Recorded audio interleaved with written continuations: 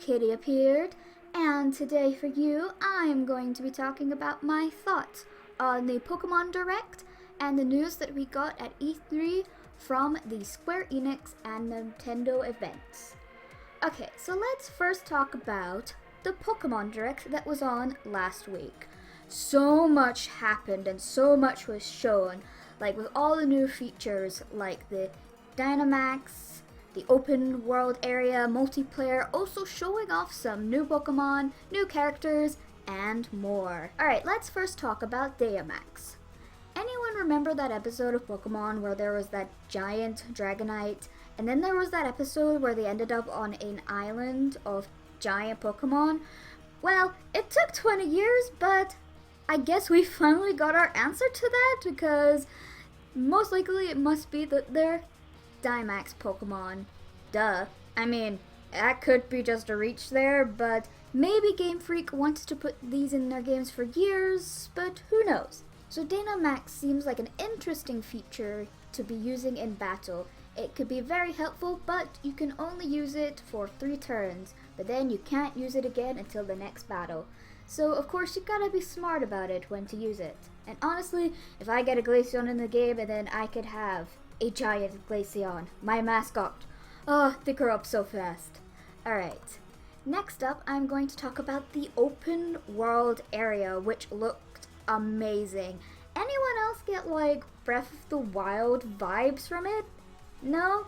Just me? Okay.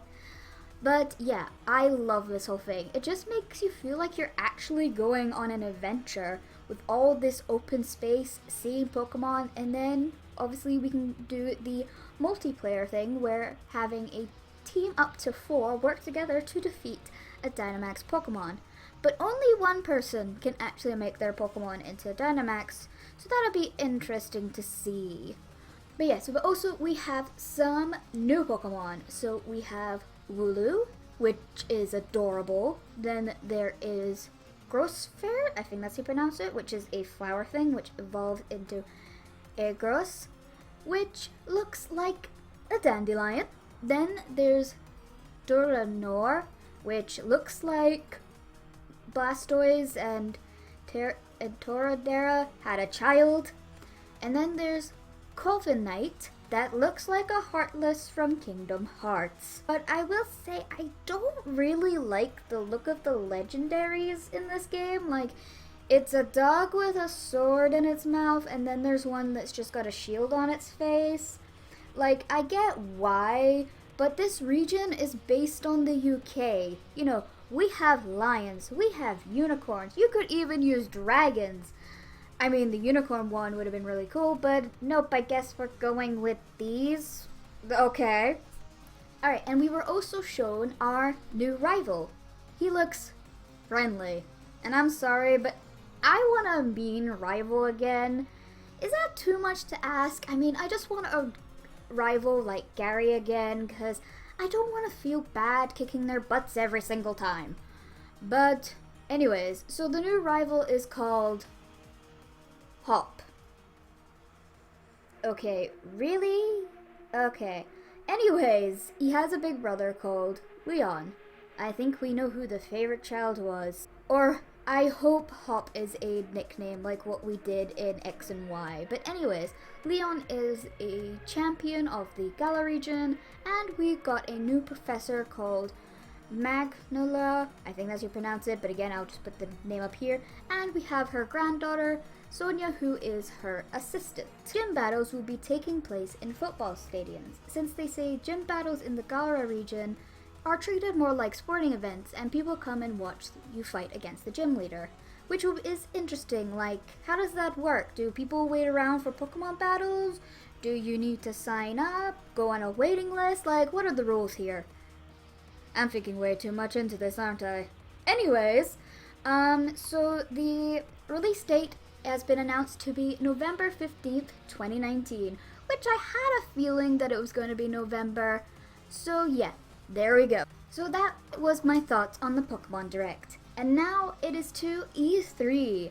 Now, I'm not going to talk about everything, but just the parts that I am super hyped for. So the first things first is the Final Fantasy VII Remake, which I am so excited for. Everything looked amazing. The graphics, the gameplay, and oh my god, Tifa looked amazing. I was so happy to see her, and we also got to see her in action. The gameplay looks really, really great. It actually reminds me a lot of the way that Kingdom Hearts is, like, in a way, but it kind of still has its own style, especially with the slow motion element where you can actually strategize more, because I do like that, because normally I do like to strategize when it comes to my games. We also got to see Sephiroth, who again is looking good, but again, honestly, everybody in this game looks great, so like, oh my god, it is like so good. Yes, I am happy with everything. And we also got a release date for it, which is the 3rd of March 2020. 2020 can't come any sooner. They also showed a trailer for Kingdom Hearts 3's Remind, but it was the same trailer from the other day, so nothing really to talk about except, you know, just more about, you know, stuff from Xigbar and questioning who the heck is Luxord. But yeah, alright.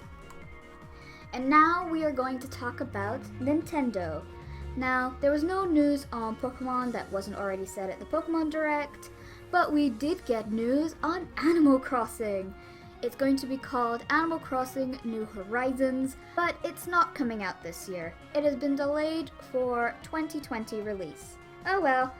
A bit bummed about it, but at least we got something. And it seems like this time we are going to be on an island for the game. And of course, Tom Nook is still asking for money, but again, what can you do? So yeah, can like 2020 just already please just happen? I know we're like in June, but like, can this year just go by fast so that we can get all the really good games that are coming out in 2020? That would be awesome. But yeah, alright. The last thing I want to talk about is The Legend of Zelda Breath of the Wild is getting a sequel, which I am super excited for because I love that game. It's so, like, I love Breath of the Wild. It's really good. I wasn't expecting that we were going to get a sequel to it, but I am, like, really, really excited for it. And also to mention that Zelda has got herself a new haircut, and honestly, it looks really good. And of course, there looks like there is more trouble, that their troubles are not gone away just yet, since obviously that's why there's a sequel. I'm actually hoping, since we see both Link and Zelda in the trailer, I hope she's actually going to be there and help more. Maybe we even get to control her in the game. That would be awesome. But again, there wasn't that much info on it, but a girl can dream. So yes, that was my thoughts on Pokemon Direct and E3. Tell me in the comments, what are your thoughts on the Pokemon Direct? And also, of course, E3. Anyways, I hope you enjoyed this video. Remember to like and subscribe for more fandom content that you can shake a stick at. And see ya!